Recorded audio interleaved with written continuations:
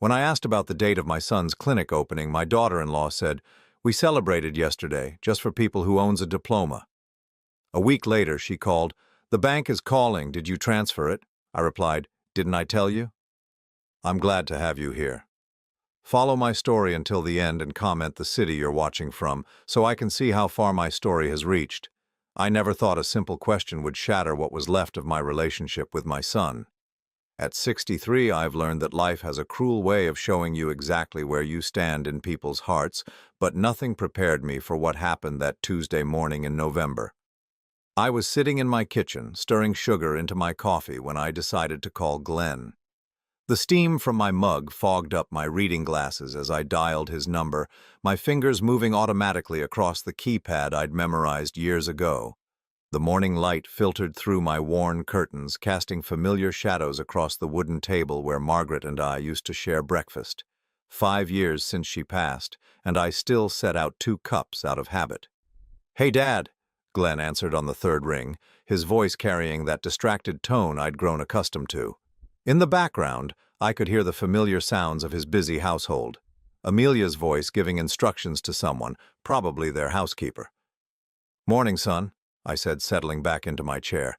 "I was wondering if you could tell me the date for your clinic opening. I want to make sure I have it marked on my calendar." The silence that followed was longer than it should have been. I could hear him shifting, maybe moving to another room. When he spoke again, his voice was quieter, almost hesitant. "Dad, about that." Before he could finish, I heard Amelia's voice in the background, sharp and clear. She must have taken the phone from him because suddenly she was speaking directly to me. "Edward, we celebrated yesterday. The opening was just for people who own a diploma." The words hit me like a physical blow. I sat there, coffee cup halfway to my lips, trying to process what I'd just heard. Yesterday. They had celebrated yesterday, and I hadn't even known it was happening. "I see," I managed to say, my voice steady despite the fact that my hands had started trembling slightly.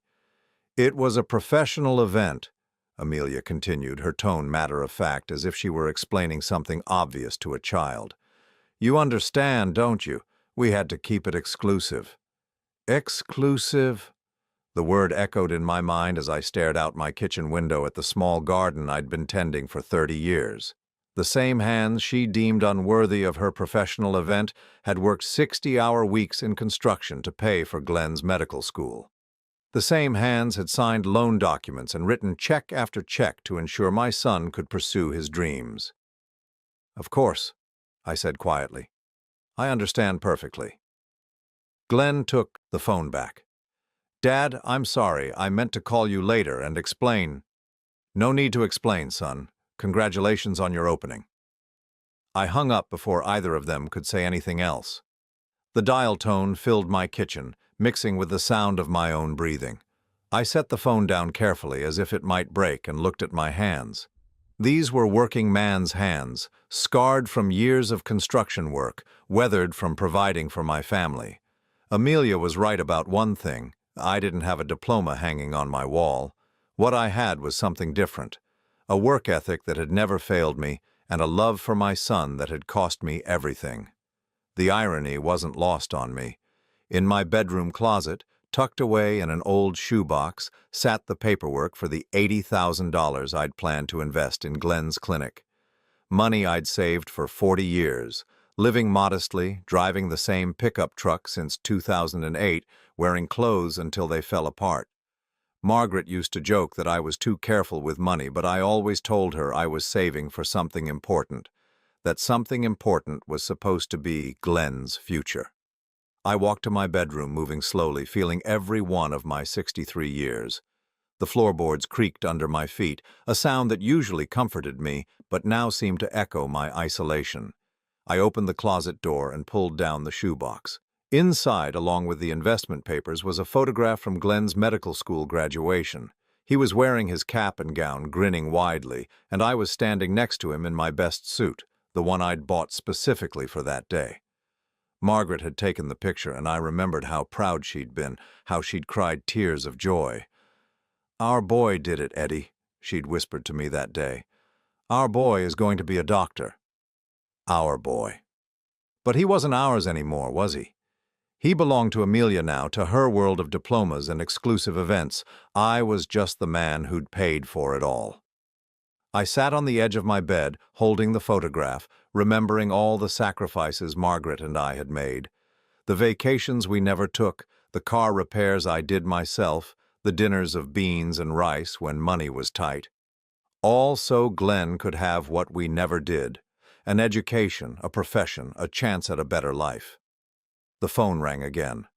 My heart jumped, thinking maybe Glenn was calling back to apologize, to invite me to a private celebration, to acknowledge what I'd done for him.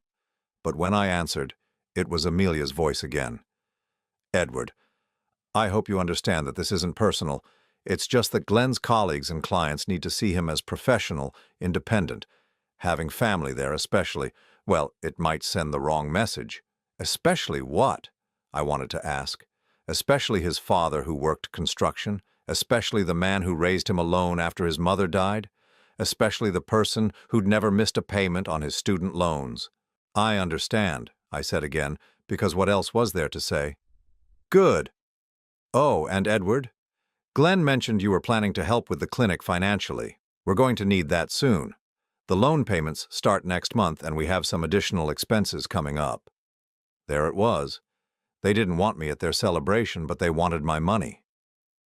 I closed my eyes, feeling something shift inside me, something that had been building for months without my realizing it. "We'll talk about that later," I said. "Well, don't wait too long. The first payment is due in 3 weeks."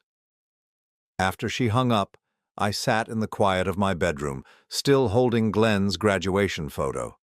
The young man in the picture looked so happy, so full of promise. I'd been so proud that day, so sure that all our sacrifices had been worth it. Now I wondered if I'd raised a son or funded a stranger. I put the photograph back in the box, but I kept the investment papers in my hand. $80,000. It represented everything: my life savings, Margaret's life insurance, money I'd set aside from every paycheck for decades, money that was supposed to secure Glenn's future and give him the independence he needed to succeed. But as I sat there in the afternoon light filtering through my bedroom window, I realized something important. Independence works both ways. If Glenn was independent enough to exclude his father from his professional life, then maybe I was independent enough to make my own decisions about my money. For the first time in months, I smiled. It wasn't a happy smile, but it was something. It was the smile of a man who'd just discovered he still had choices to make. I folded the investment papers carefully and put them in my wallet. Tomorrow, I decided I would pay a visit to the bank, not to transfer money to my son's clinic, but to explore some options I'd never considered before. After 40 years of putting Glenn first, maybe it was time to put Edward first for a change. The next morning, I sat in my kitchen with my second cup of coffee, watching the steam rise while memories I'd tried to push away came flooding back. It's funny how one moment of clarity can make you see patterns that were right in front of you all along. The exclusion from Glenn's clinic opening wasn't the beginning. It was just the latest chapter in a story that had been writing itself for years. It started, I realize now, the day Glenn married Amelia. I remember that wedding day vividly. Margaret had been gone for 6 months, and I was still learning how to navigate the world without her steady presence beside me. Glenn seemed genuinely happy, and Amelia was beautiful in her designer dress that cost more than my monthly pension. I'd paid for half the wedding, $12,000. Because I wanted Glenn to start his marriage without financial stress, but even then there were signs. During the father-son dance, Glenn seemed distracted, his eyes constantly finding Amelia across the room. When I tried to share a memory about Margaret, how proud she would have been to see this day, he cut me short. "Dad, let's not get emotional," he'd said, patting my shoulder in a way that felt more dismissive than comforting. "This is a celebration." I should have paid attention to that moment. The son I'd raised wouldn't have dismissed his mother's memory so casually. But I told myself he was just nervous, overwhelmed by the big day. I made excuses because I wanted to believe my boy was still in there somewhere. The changes came gradually after that. At first, they were small things. Glenn stopped calling every Sunday. our tradition since he'd left for college. When I called him, conversations became shorter, more perfunctory. He'd always have somewhere to be, someone waiting for him. Amelia's voice was often in the background, and sometimes I could hear her impatient sighs when our calls went longer than 15 minutes. Then there were the holidays. The first Christmas after their wedding, they invited me to their new house, a beautiful colonial in an upscale neighborhood that I knew they couldn't afford on Glenn's residence salary alone. I brought my traditional green bean casserole, the one Margaret had made every year, the one Glenn used to beg for as a child. Amelia took one look at the dish and smiled that particular smile I was beginning to recognize, the one that never reached her eyes. "Oh, Edward, how thoughtful. But we've hired a caterer this year. Everything's already prepared." She took my casserole, and I swear I saw her consider putting it straight in the trash before thinking better of it. "I'll just put this in the kitchen. Maybe we can have it later." We never did have it later. I found the untouched casserole in their garbage can when I went to throw away my coffee cup. That same Christmas, Glenn gave me a golf shirt from a discount store, still with the clearance tag on it, $9.99. Meanwhile, Amelia was wearing a necklace that must have cost thousands, a early Christmas gift from Glenn, she'd announced proudly. I started to understand the new hierarchy then. I was becoming the obligation, the duty to be managed rather than the father to be cherished. The breaking point should have been Margaret's birthday the following year. I'd planned a small memorial dinner, just Glenn and me, to honor her memory. We used to do this together. Visit her grave, share stories, keep her alive in our memories. It was important to me, and I thought it was important to Glenn, too. He canceled 3 hours before we were supposed to meet. "Dad, I'm really sorry, but Amelia's parents are in town unexpectedly. We have dinner reservations at that new French place downtown. You understand, right?" I understood, all right. I understood that Margaret's memory could be postponed for Amelia's parents. I understood that the woman who'd raised Glenn, who'd sacrificed everything for his education, who'd worked 2 jobs while battling cancer so we could afford his college prep courses, was now less important than impressing his in-laws. That night, I sat at Margaret's grave alone, eating the dinner I'd prepared for 2, and I made a decision. I stopped trying so hard. I stopped calling every week. I stopped volunteering to help with their problems. I waited to see if my son would notice, if he would reach out. He didn't. The months that followed were a master class in how relationships die by neglect. Glenn would call occasionally, usually when he needed something, advice about a car purchase, help understanding some financial paperwork, a loan for this or that. But the calls about how I was doing, about my health, about whether I was lonely, those calls stopped coming altogether. Yesterday morning, after that devastating phone call about the clinic opening, I did something I hadn't done in months. I drove to their neighborhood. I didn't plan to stop by their house. I just wanted to see it, to try to understand the life my son had built without me. Their street was lined with perfect lawns and expensive cars, the kind of neighborhood where people worried about property values and homeowners association rules. I parked across from their house and watched. At 2:30 in the afternoon, Amelia came home in a brand new BMW, a car that definitely hadn't been there 6 months ago. She was carrying shopping bags from stores I recognized but had never been able to afford. As she walked to her front door, her phone rang, and I could hear her laughing, animated in a way she never was, around me. 20 minutes later, a landscaping truck arrived. Professional lawn care, even though Glenn used to love working in the yard as a teenager.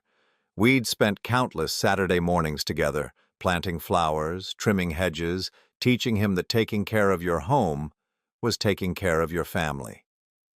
As I sat there watching strangers maintain my son's property, I realized something that cut deeper than all the casual cruelties and dismissed invitations. They were living far beyond their means. The house, the car, the lifestyle, none of it added up to what a new doctor should be able to afford, even with Amelia's job at the marketing firm. That's when I understood why Amelia had been so quick to mention the financial help they needed.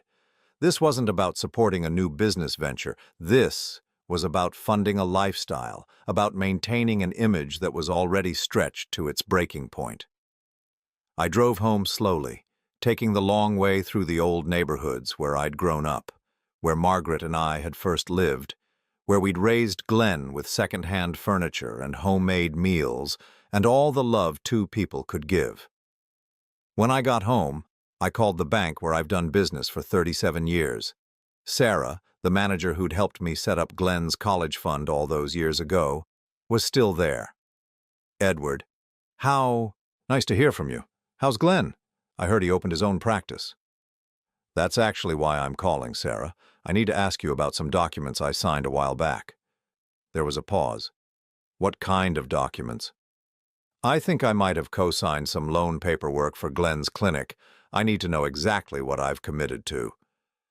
Another pause, longer this time. Edward, I'll need to pull your file, but off the top of my head, you're listed as a guarantor on a business loan for $200,000. The first payment is due.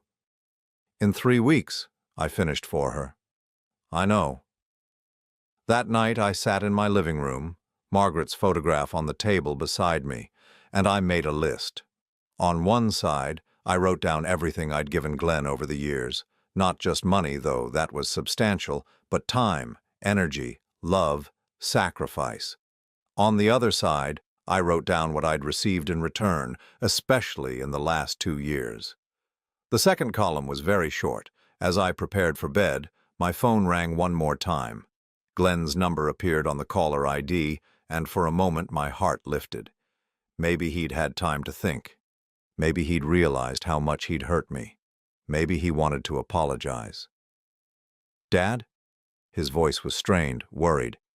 Yes, son? I just wanted to make sure we're still good about the money situation. Amelia mentioned she talked to you today, and I want to make sure there aren't any misunderstandings. Not an apology. Not an acknowledgement. Just concern about the money. Oh, we're perfectly clear, Glenn. No misunderstandings at all. But as I hung up the phone and turned off the lights, I knew that tomorrow would bring the kind of clarity that changes everything. Because I'd finally understood something important. Love shouldn't be a one-way transaction, and respect isn't something you can buy, even with $80,000 and a lifetime of sacrifice. The question now was what I planned to do about it. The call came exactly 1 week later, on a Tuesday morning that started like any other. I was reading the newspaper over my breakfast, savoring the quiet ritual that had become even more precious since Margaret's passing, when my phone rang with an urgency that cut through the morning calm. Edward, thank God you answered. Amelia's voice was different this time, higher-pitched, strained with none of her usual condescending composure. We have a serious problem. I set down my coffee cup slowly, noting how my hand remained perfectly steady. What kind of problem, Amelia? The bank is calling. They want the first payment on Glenn's loan, the one you co-signed for. They're saying if we don't have the money by Friday, they're going to start the foreclosure process on the clinic. I let the silence stretch for a moment, listening to her rapid breathing on the other end. I see. And where's Glenn? He's at the clinic trying to see more patients, but, Edward, we don't have enough revenue yet. We won't for months.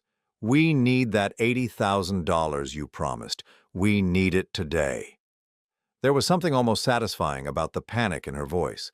This was the same woman who had told me just a week ago that I wasn't worthy of attending my own son's celebration. Now she was calling me by my first name, no more dismissive Edward, and practically begging. Did you transfer the money yet? She pressed, when I didn't respond immediately. The bank account number is the same one Glenn gave you months ago. I walked to my kitchen window, looking out at the small vegetable garden I'd planted last spring. Margaret had always wanted a proper garden, but we'd never had the time or the extra money for anything beyond the basics.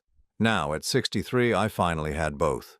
The tomatoes were still producing, even this late in November, bright red against the dying vines. Edward, are you there? Did you hear what I said? I heard you, Amelia. So you'll transfer the money today? I sat back down at my kitchen table, picking up the newspaper I'd been reading. On the front page was an article about retirement planning, about people my age learning to live on fixed incomes. No, Amelia, I won't be transferring any money. The silence that followed was so complete I thought she might have hung up. Then slowly her voice came back, but it was different now, carefully controlled, like she was speaking to someone who might be confused. Edward, I think there's been a misunderstanding. Glenn needs this money. You promised it to him months ago. You signed papers agreeing to guarantee the loan. I'm not confused, Amelia. I understand perfectly. I promised my son financial support for his clinic, and I guaranteed his loan. But circumstances have changed. What circumstances? Her voice was rising again, the careful control slipping away. I wasn't invited to share in his success, so I've decided not to share in his financial obligations either. That's ridiculous. You can't just change your mind because your feelings were hurt. This is business, Edward. This is Glenn's future. I almost laughed at that. After years of being treated like an embarrassment, now suddenly my feelings mattered enough to be acknowledged, even if it was just to dismiss them. You're right, Amelia, this is business, and I've decided it's not a good investment for me anymore. Investment? Her voice cracked on the word. Edward, this is your son we're talking about. Yes, it is. My son, who was too embarrassed by his construction worker father to invite him to his clinic opening. My son, who hasn't called me just to talk in over a year. My son, who apparently needs my money but not my presence in his life. There was a muffled sound, like she'd covered the phone with her hand, and I could hear her talking to someone in the background. Glenn, probably, explaining the disaster that was unfolding. When she came back on the line, her voice had taken on a new quality. Desperate, almost pleading. Edward, please, I know we made a mistake. Glenn knows we made a mistake, but you can't punish him financially because we hurt your feelings. I'm not punishing anyone, Amelia. I'm simply making a business decision, just like you advised. And my business decision is that supporting someone who doesn't want me in their life is not a wise use of my resources. But you signed the guarantee papers. You're legally obligated. Actually, I'm not. I'd spent considerable time the previous week reviewing those papers with Sarah at the bank. I signed as a guarantor contingent on my continued financial support of the venture. Since I'm withdrawing that support, my guarantee is voided. Sarah at First National explained it all to me very clearly. The silence stretched longer this time. When Amelia spoke again, her voice was barely above a whisper. You planned this. No, Amelia, I reacted to it. There's a difference. Glenn's going to lose everything. Glenn's going to learn something. There's a difference there, too. I heard her take a shaky breath. Edward, I'm sorry. We're both sorry. Glenn wants to talk to you. He's driving over there right now. There's nothing to talk about. My decision is final. But we can work something out. We can include you more. We can have family dinners. We can... Amelia, I interrupted gently, when someone shows you who they are, believe them. You and Glenn showed me exactly who I am in your lives. I believed you.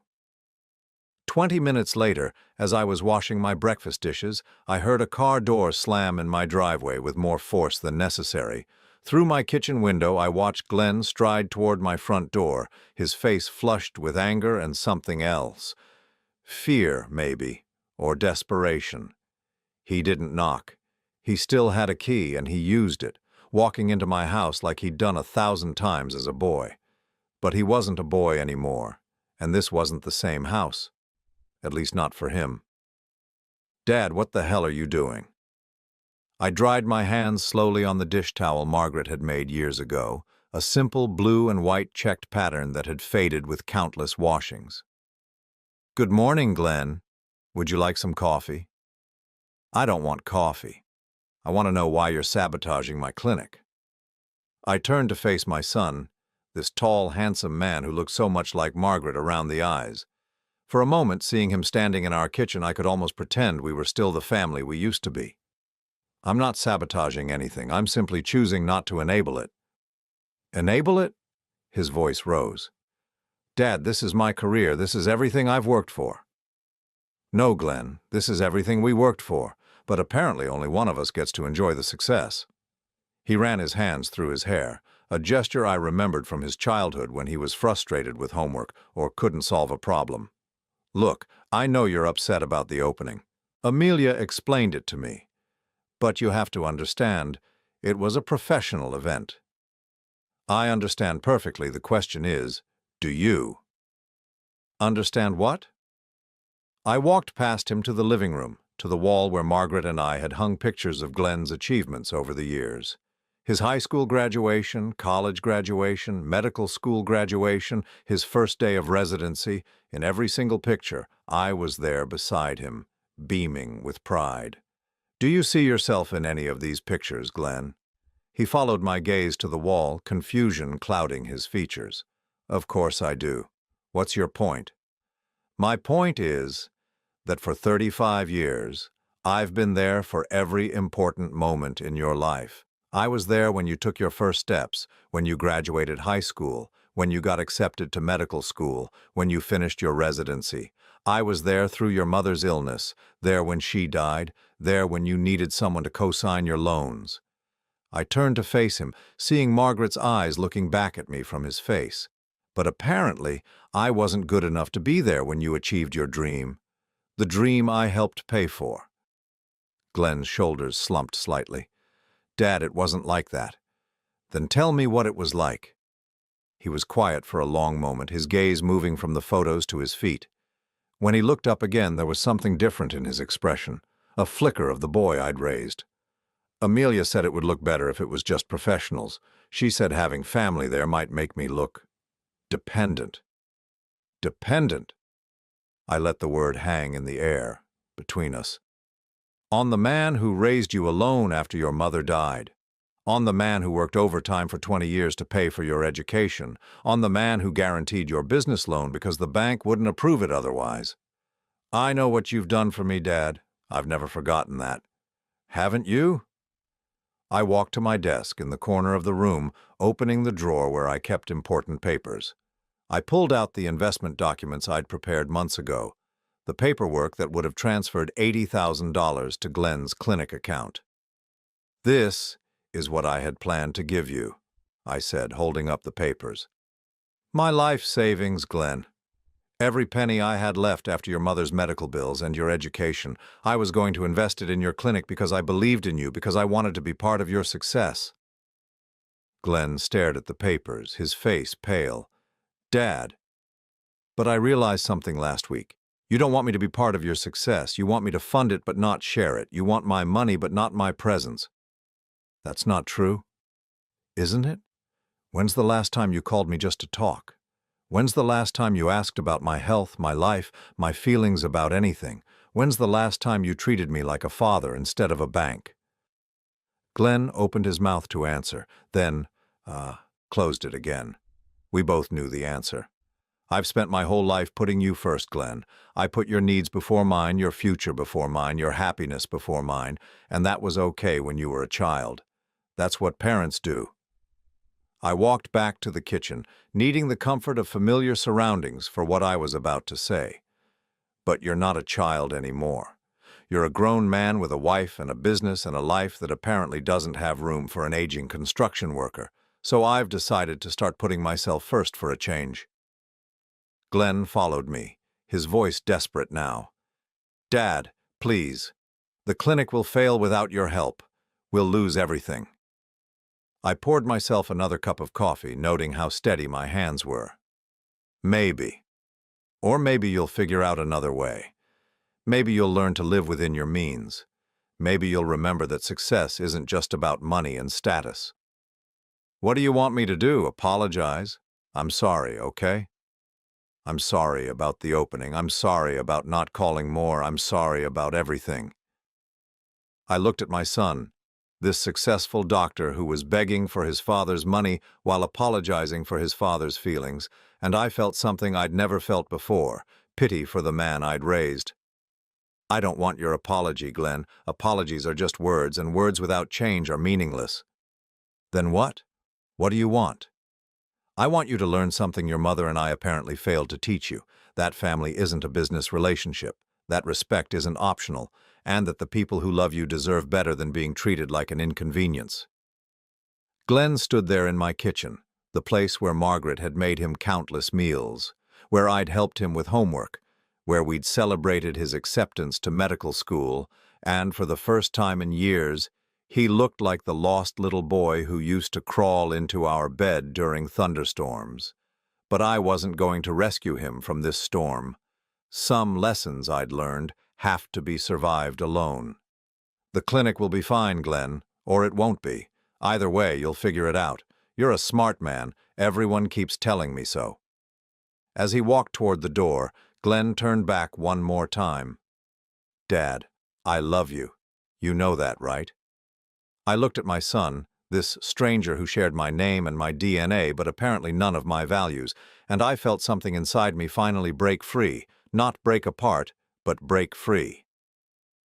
I know you think you do, Glenn, but love is a verb, not just a feeling, and I haven't seen much action from you lately.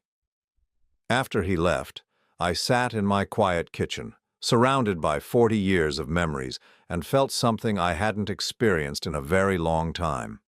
Peace. For the first time in years, I'd put myself first, and the world hadn't ended. In fact, it felt like it might finally be beginning. 3 days after Glenn's desperate visit, I was sitting in Lou's Diner on Maple Street, the same place where Margaret and I used to go for coffee and pie every Sunday after church. The red vinyl booths were cracked now, the chrome on the tables dulled with age, but the coffee was still strong and the atmosphere still honest. Two qualities that seemed increasingly rare in my life. I was reading the morning paper when Sarah from the bank slid into the booth across from me. At 68, she was one of the few people left who remembered when Glenn was just a gap-toothed kid who came with me to make deposits every Friday afternoon. "You really did it," she said, shaking her head with something between admiration and disbelief. 40 years I've known you, Edward, and I've never seen you make a move like this. I folded my newspaper carefully, buying myself a moment to choose my words. People change, Sarah. Sometimes they have to. This wasn't just a change, though, was it? This was planned. She leaned forward, lowering her voice even though the nearest occupied table was 3 booths away. When you came to see me 3 months ago asking about loan guarantees and financial obligations, you already knew what you were going to do. She was right, of course. What Glenn and Amelia didn't understand, what they couldn't understand because they'd never bothered to really know me, was that 40 years in construction had taught me something valuable about building and planning. You don't just react to problems, you anticipate them. You look at the foundation, assess the structure, and make decisions before the walls start cracking. And the foundation of my relationship with Glenn had been cracking for a long time. "Tell me something, Sarah," I said, stirring sugar into my coffee. "In all your years at the bank, how many times have you seen a parent guarantee a business loan for an adult child?" "Dozens of times." "And how many of those ventures succeeded?" Sarah was quiet for a moment, considering. "Honestly, maybe 1 in 4, and that's being generous." "What about the ones where the child treated the parent like an inconvenience?" "None of those succeeded. Not a single one." I nodded, unsurprised. Sarah had been in banking long enough to see the patterns, to understand that successful businesses required more than just money. They required respect, communication, and genuine partnership. 3 months ago, I said, when Glenn asked me to co-sign that loan, I started asking questions. Real questions about his business plan, his projected income, his operating expenses. Do you know what I discovered? Sarah shook her head.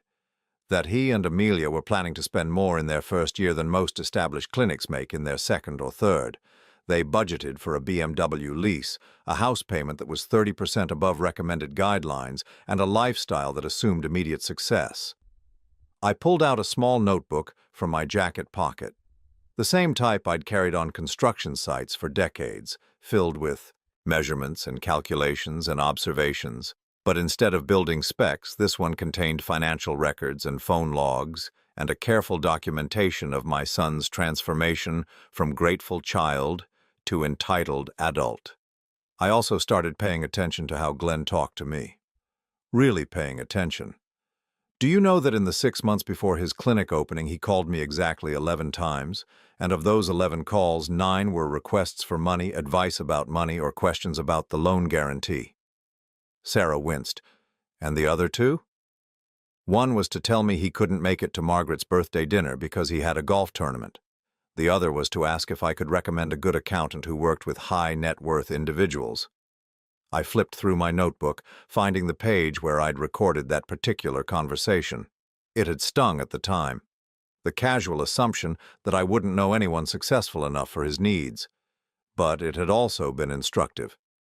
That's when I realized that Glenn didn't just take my support for granted anymore. He was actually embarrassed by me. So you started planning. I started investigating. I closed the notebook and met Sarah's eyes. Did you know that Amelia quit her job at the marketing firm 2 months before the clinic opened? Glenn told me she was taking time off to help with the business, but I did some checking. She was let go for excessive personal spending on company accounts. Sarah raised her eyebrows. How did you find that out?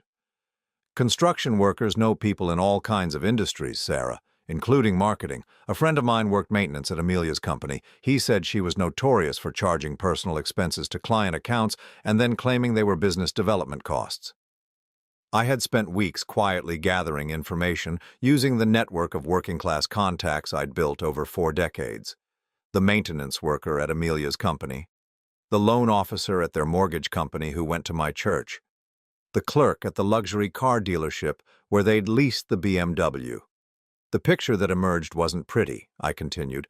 They were living on credit, banking on Glenn's immediate success, and assuming my money would cover any shortfalls. But more than that, they were building a life that required my financial support while systematically excluding me from their emotional lives. So, when did you make the decision?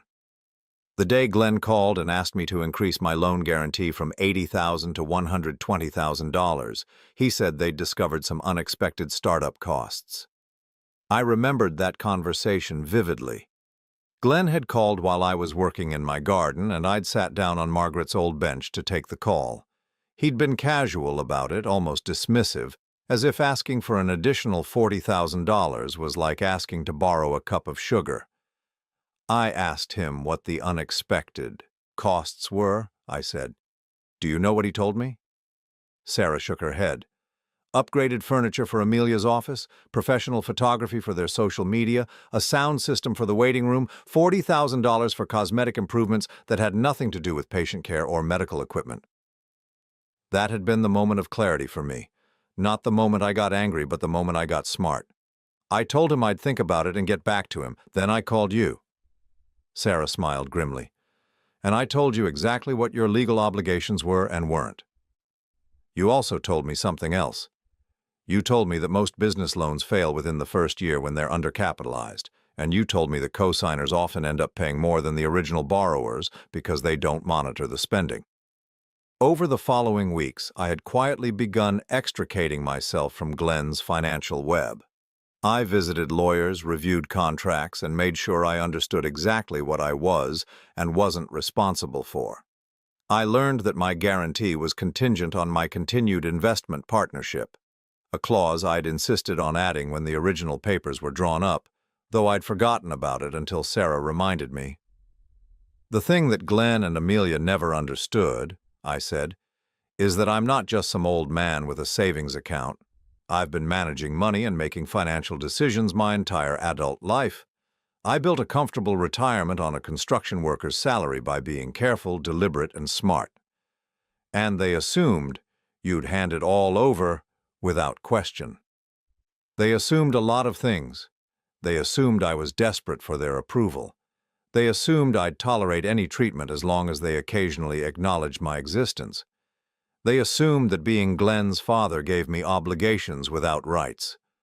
I had spent those 3 months watching and waiting, hoping Glenn would somehow realize what he was doing, hoping he would call just to check on me or invite me to dinner or show some sign that I still mattered to him beyond my financial usefulness. The clinic opening had been the final test. When Amelia told me it was for people with diplomas only, I knew my suspicions had been correct. I wasn't their family anymore. I was their bank. But here's what they really miscalculated. I said, leaning forward. They thought I needed them more than they needed me. They thought because I'm alone, because Margaret's gone, because I don't have a big social circle or a prestigious career that I'd cling to whatever scraps of relationship they were willing to throw me. And you decided to prove them wrong. I decided to prove something to myself, that I still had dignity, that I still had choices, that I could put myself first for once without the world ending. Sarah was quiet for a moment, processing everything I'd told her. Finally, she asked the question I'd been expecting. Do you regret it? Even a little? I thought about Glenn's face when I'd refused to transfer the money, about the panic in Amelia's voice, about the possibility that they might actually lose everything they'd worked for. I regret that it came to this, I said honestly. I regret that my son learned to value money more than relationships. I regret that I apparently failed to teach him about respect and gratitude. I regret that Margaret isn't here to see how this turned out. I paused, watching through the diner window as a father walked by holding his young daughter's hand, pointing out something in a store window that made her laugh. But do I regret refusing to enable their selfishness and disrespect? Do I regret choosing my own dignity over their financial convenience? No, Sarah, I don't regret that at all. As I drove home from the diner that afternoon, I thought about the irony of the situation. Glenn had spent years trying to distance himself from his blue-collar father, trying to prove he was better than his humble origins. But in the end, it was my working-class values, respect, honesty, accountability, that had given me the strength to walk away from his middle-class selfishness. That evening, as I sat in my living room reading a book Margaret had bought me years ago, but I'd never had time to enjoy, my phone rang. Glenn's number appeared on the caller ID, but I didn't answer. Whatever he had to say now after everything that had happened wasn't as important as what he'd failed to say for the past 2 years. I let it go to voicemail, and later, when I was ready, I listened to his message. Dad, I've been thinking about everything you said, and I want you to know that I understand why you're angry. I know we've made mistakes, and I know we hurt you, but the clinic is going to close if we don't get help soon. Amelia's applying for emergency loans, but they want personal guarantees we can't provide. I'm not asking for the full amount anymore. Even 20 or 30,000 would keep us afloat until we can get established. Please, Dad. I know you don't owe me anything, but I'm asking anyway. I'm your son. I deleted the message without saving it. He was my son, but that hadn't mattered to him when he was deciding who deserved to celebrate his success. It wouldn't matter to me now when he was deciding who should pay for his failures. For the first time in years, I went to bed that night without worrying about anyone except myself. And for the first time in years, I slept peacefully through the night. The news reached me on a cold December morning 3 weeks after Glenn's last desperate voicemail. I was shoveling snow from my driveway when Mrs. Henderson from next door came over with that particular expression people wear when they're about to deliver bad news they're not sure they should share. Edward, she said hesitantly, clutching her morning newspaper, I thought you should know. There's an article in the business section about Glenn's clinic. I leaned my shovel against the garage and took the paper from her gloved hands. There, in a small column on page 3 of the business section, was a brief announcement. Riverside Family Medical Clinic closes after 2 months. The article was only 4 sentences long, citing financial difficulties and inability to meet operational costs as reasons for the closure. Mrs. Henderson watched my face carefully as I read. I'm sorry, Edward. I know how proud you were of Glenn becoming a doctor. I folded the newspaper and handed it back to her. I'm still proud of him becoming a doctor, Helen. Becoming a successful businessman is apparently a different skill entirely. After she left, I went back to shoveling snow, but my mind was elsewhere. Despite everything that had happened, despite my anger and disappointment, I felt a hollow sadness for Glenn.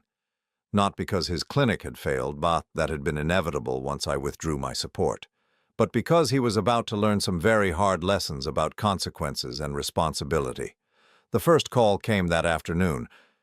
Dad, I guess you heard? Glenn's voice was flat, drained of the anger and desperation that had characterized our recent conversations. I did. I'm sorry it didn't work out. There was a long pause. Are you really? I considered the question seriously. I'm sorry you failed, Glenn. I'm not sorry that actions have consequences. We lost everything.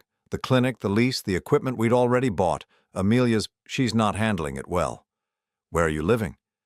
We had to move back in with her parents. They're not happy about it, especially after we told them you refused to help. I almost smiled at that. Amelia's parents had made their feelings about Glenn clear from the beginning. He wasn't quite successful enough, quite established enough for their precious daughter. Having them live in their basement would be its own form of education.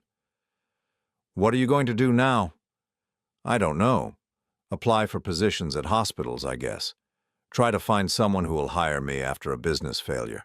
The whole thing is on my credit report now. That's probably for the best, Glenn. Working for someone else will give you experience in how successful medical practices actually operate. Dad, his voice cracked slightly. I know I messed up. I know we treated you badly, but did it have to go this far? I walked to my living room window, looking out at the snow-covered street where Glenn had learned to ride his bike, where Margaret and I had pushed him on his tricycle, where we'd taught him to build snowmen and appreciate the simple pleasures of childhood. Yes, Glenn, it did. Because this is the only way you were ever going to learn that relationships matter, that family isn't a financial transaction, that respect isn't optional. After we hung up, I sat in my quiet house and waited. I knew this wasn't over. Failure has a way of revealing people's true character, and I suspected I was about to see sides of both Glenn and Amelia I'd only glimpsed before. The second call came 2 days later, but it wasn't from Glenn. Edward, this is Amelia. Her voice was cold, controlled, but underneath I could hear something brittle and dangerous. We need to talk. I don't think we do. Oh, but we do. See, Glenn might be willing to just accept this disaster, but I'm not. You destroyed our lives out of petty jealousy, and I think you owe us compensation. I almost laughed. Even in failure, Amelia was still trying to control the narrative, still trying to make herself the victim. I don't owe you anything, Amelia. If anything, you owe me an apology for years of disrespect. Disrespect? Her voice rose. You're a bitter old man who couldn't stand to see his son succeed without you. You sabotaged our business because your feelings were hurt. I withdrew support from people who made it clear they didn't want me in their lives. There's a difference. We're going to sue you, she said suddenly, for intentional interference with business relationships, for fraud, for elder abuse of your own son. This time I did laugh. Elder abuse. Amelia, I'm 63, not 93, and I didn't abuse anyone. I simply chose not to enable your delusions of grandeur. You promised that money. Glenn made business decisions based on that promise. Glenn made business decisions based on arrogance and poor planning. The money was contingent on my continued involvement in his life, which he terminated when he decided I wasn't good enough for his professional image. The conversation continued for another 10 minutes, with Amelia alternating between threats and pleading, but I'd heard enough. When I finally hung up, I made 2 phone calls, one to my lawyer, just to be safe, and one to Sarah at the bank to make sure there were no loose financial threads that could come back to complicate my life. Both conversations were brief and reassuring. I had acted within my legal rights, my financial obligations were clear and limited, and Amelia's threats were exactly that, threats with no legal basis. But the real revelation came 3 days later when Glenn showed up at my door again. This time, he looked different.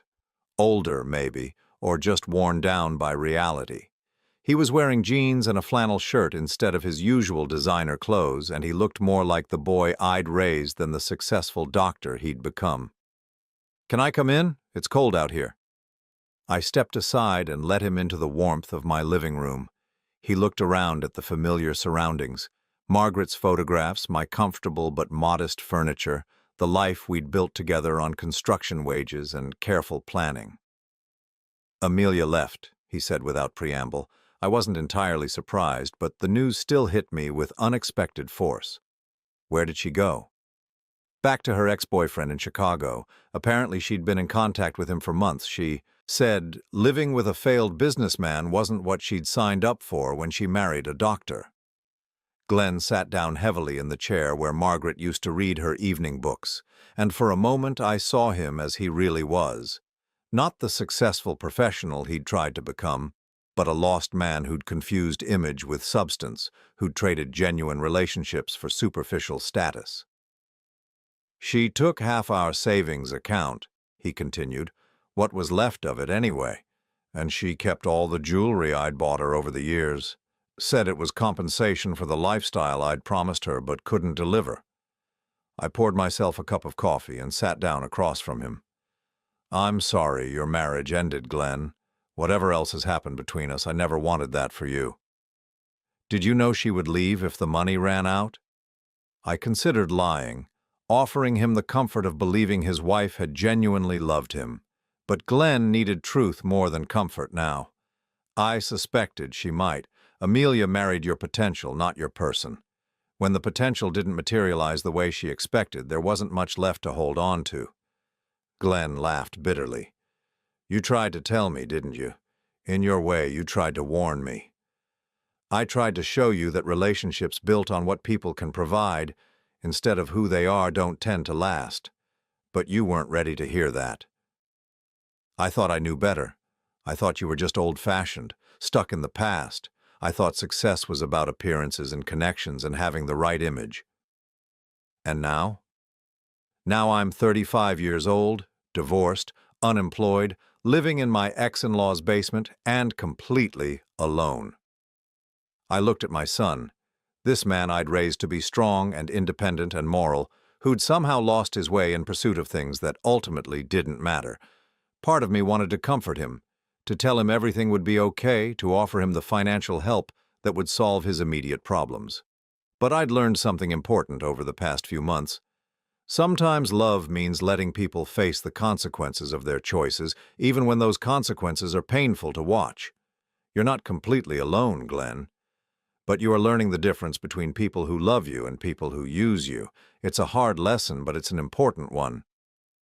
Are you saying you still love me? After everything I've done?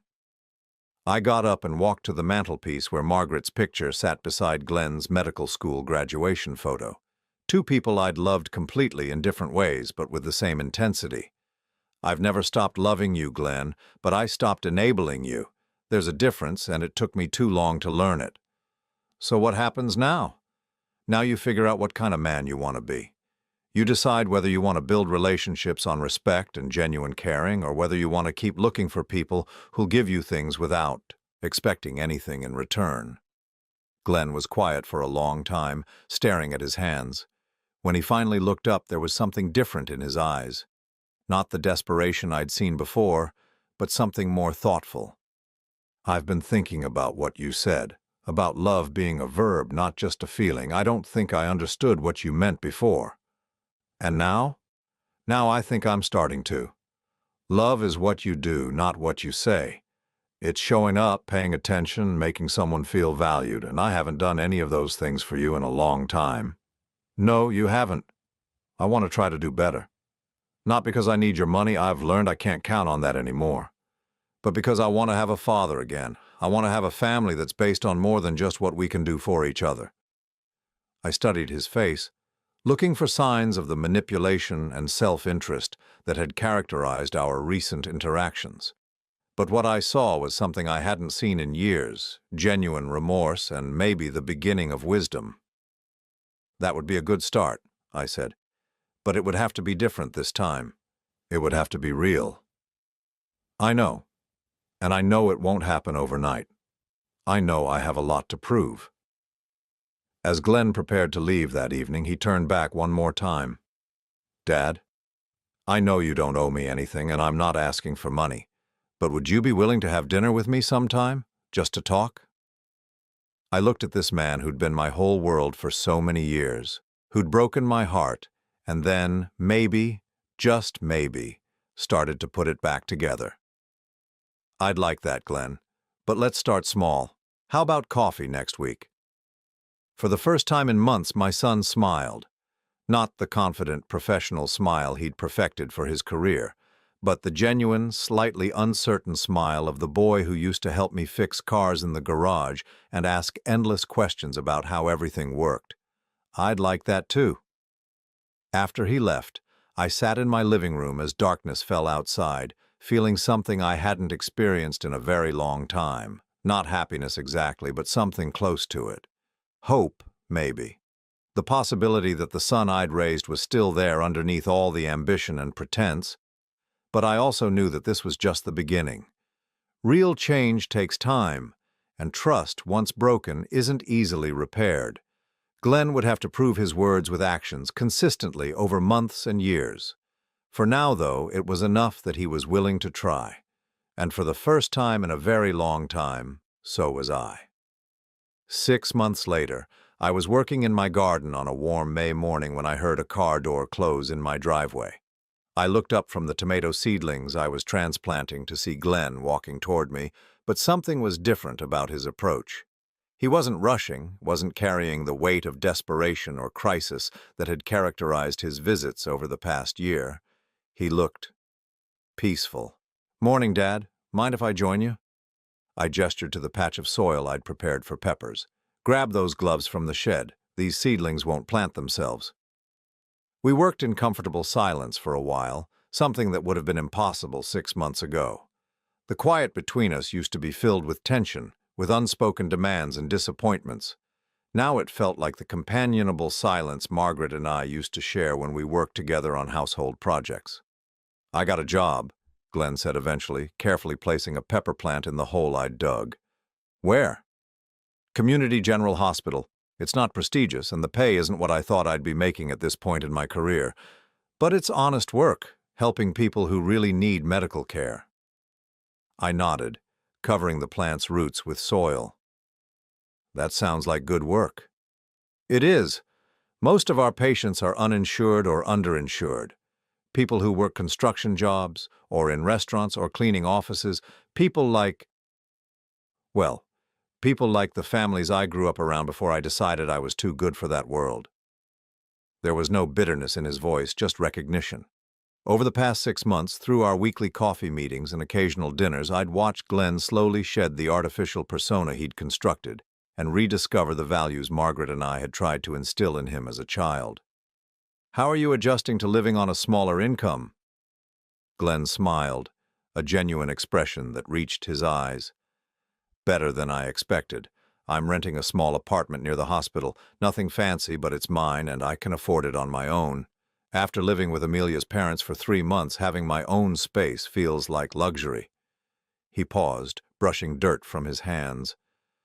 "I've been thinking a lot about what you said about love being a verb, about relationships being built on respect instead of what people can provide.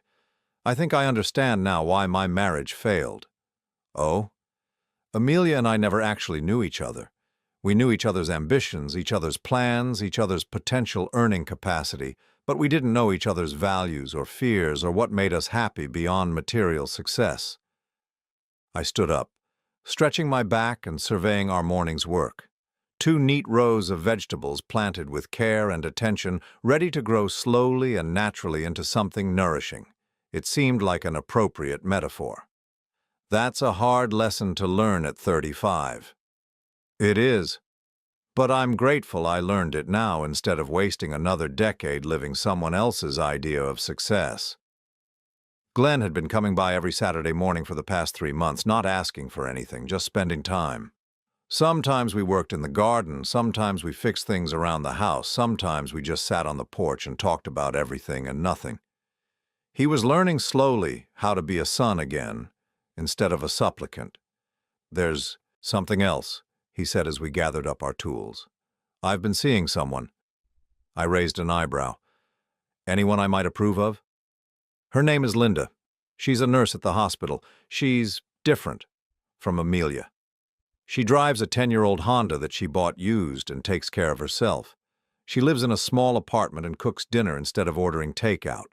She's never asked me what kind of car I drive or how much money I make. She sounds sensible." "She is. And she's kind. Really kind, not performing kindness to get something in return. When I told her about what happened with you, about how I'd treated you, she was shocked.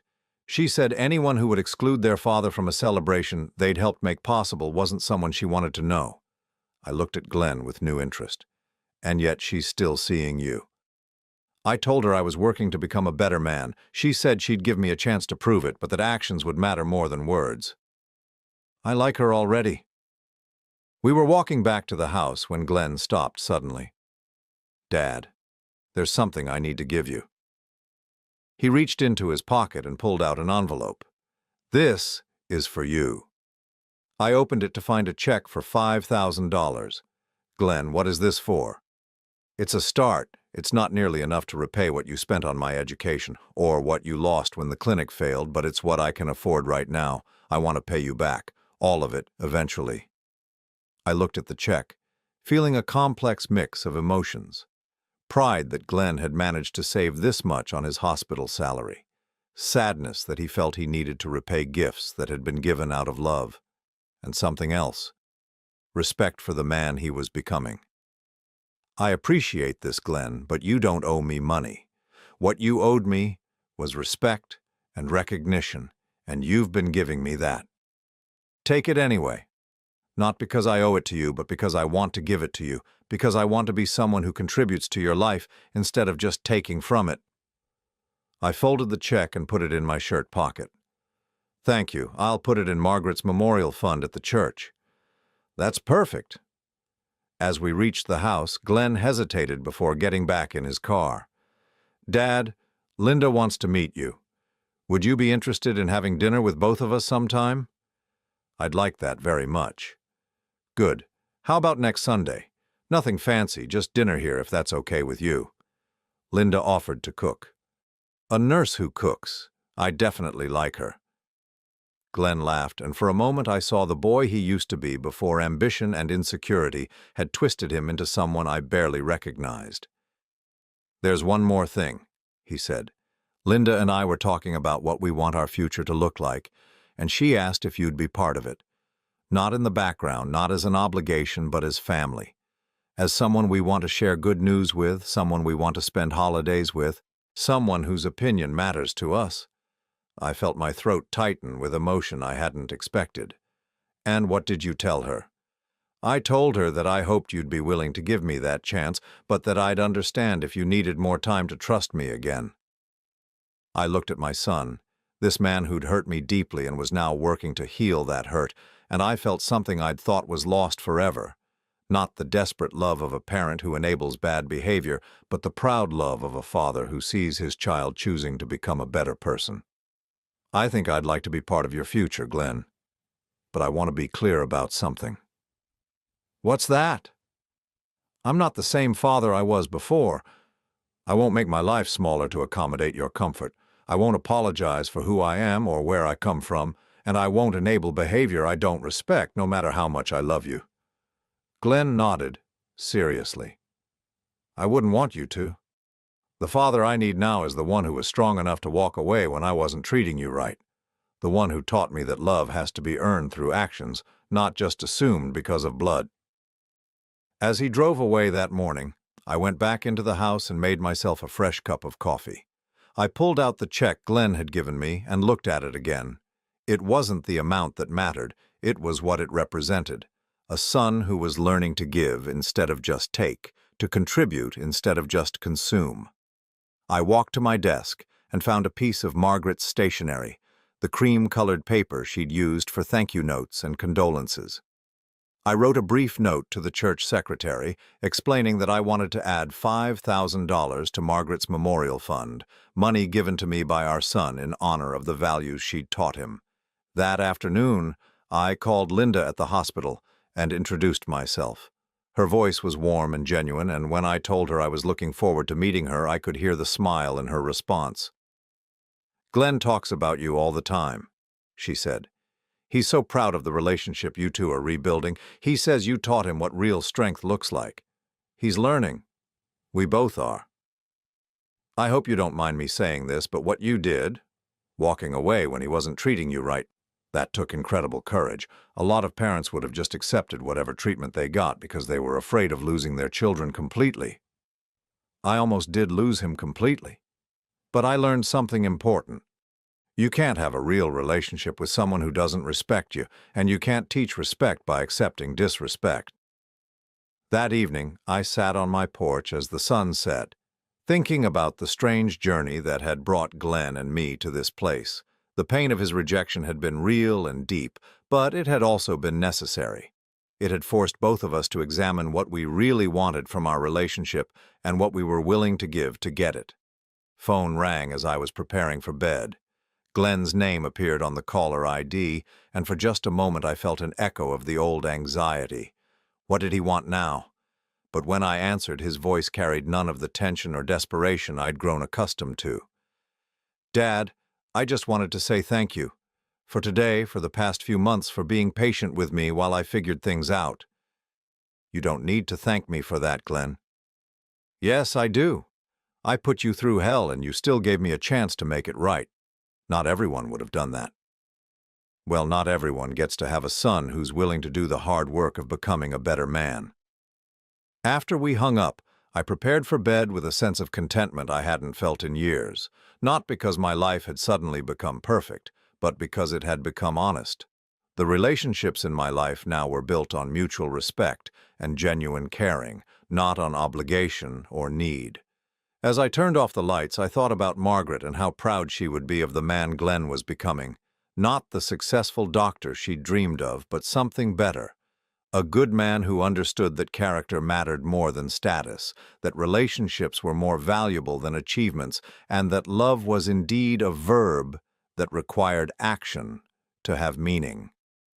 For the first time in years, I fell asleep without any regrets about the choices I'd made. I'd learned to put myself first when necessary, to demand respect instead of accepting scraps, and to understand that sometimes the most loving thing a parent can do is refuse to enable their child's worst impulses. Glenn was building a new life on a foundation of humility and genuine connection.